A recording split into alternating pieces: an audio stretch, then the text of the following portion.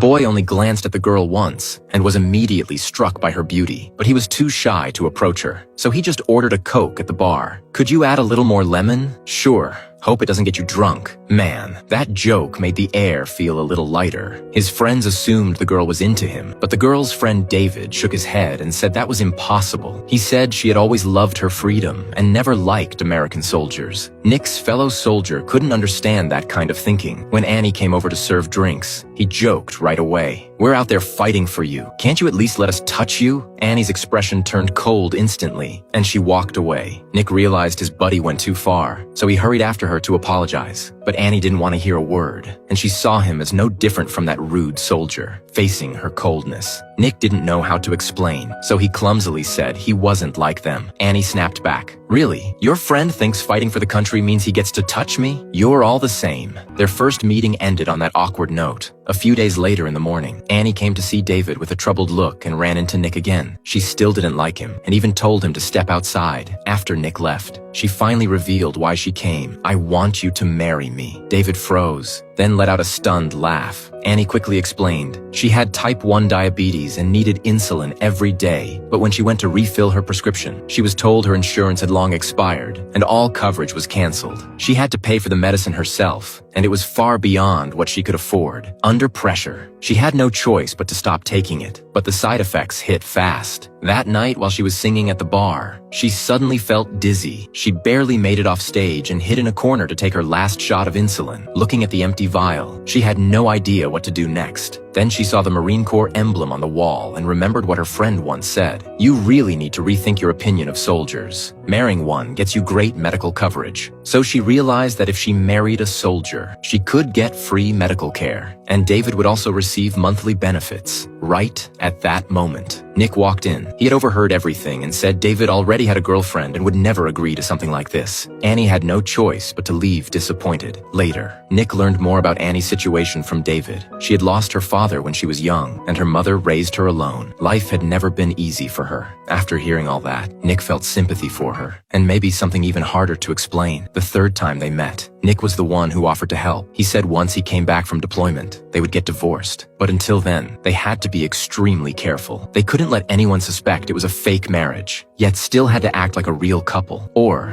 they could get into serious trouble. The next day, Nick showed up downstairs in full uniform to take her to register the marriage and take their wedding photos. But Annie was dressed casually. "No way, we're taking photos. You need to dress up." She ignored him, so he followed her upstairs to make sure she changed. When Annie walked out with her makeup done, her fresh look made Nick stare for a few seconds. Soon, they arrived at the church. David was the only one who knew the real reason they were there, seeing they didn't have rings. He even lent them the engagement ring he had bought. In the quiet, solemn atmosphere, with the pastor as the witness, they exchanged their vows. From that moment on, their lives became officially tied together, and they became a part of each other's world, whether they wanted it or not.